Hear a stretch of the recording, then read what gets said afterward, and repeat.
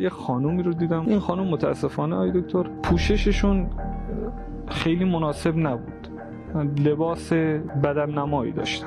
من داشتم میدیدم که یکی از این موجودات به پای این خانم چسبیده. ایشون خنده‌رو بودن، اما درونش رو که نگاه میکردم، روحش رو که میدیدم ناراحت بود آقای دکتر.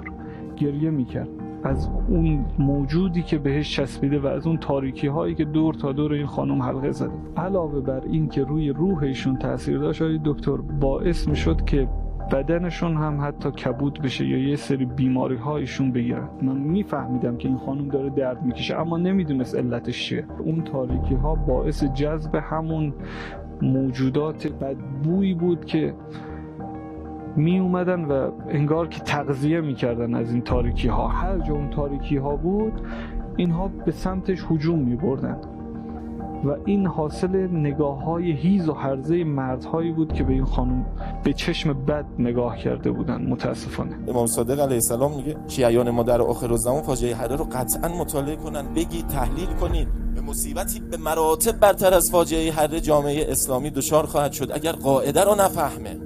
خب همین مدینه در طول این 3 سالی که میگذره از فاجعه کربلا به نهایت درجه شهوت رو میاره. برید ببینید زنان رقاصه و آوازخوان صادر میکرده مدینه الرسول به شهرهای دیگر جهان اسلام از جمله شام.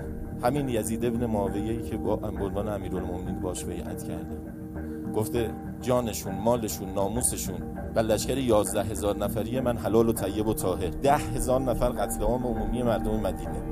یه دختران و زنان مهاجرین و انصار، همونایی که دنبال یه خوشی و لذت دنیایی میگشتن، از حریم‌های الهی و معادلات الهی عبور کردن. اینا رو میادن مثل حیوان میخوابوندن لخ روی سینه‌شون، پس گردنشون، روی بازوهاشون. هازا عبد من عبید یزید یفعل ما یشاء.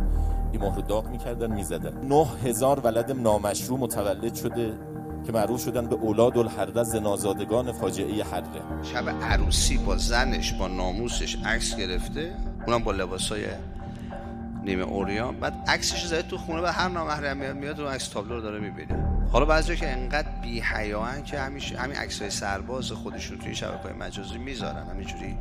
خیلی هم مردا قدر بی غیرتی رو انتخاب میکنن در ناموسشون. طبیعی اختشاشات شده بی حجاب شیم. آدمی حجاب یه قانون هستی شناسانه است. نه تو مزاحم بخش اصلی کسی بشی، نه کسی مزاحم بخش اصلی تو بشه. یعنی تو اگه آدمی حجابم لازم داری، اگه انسانی.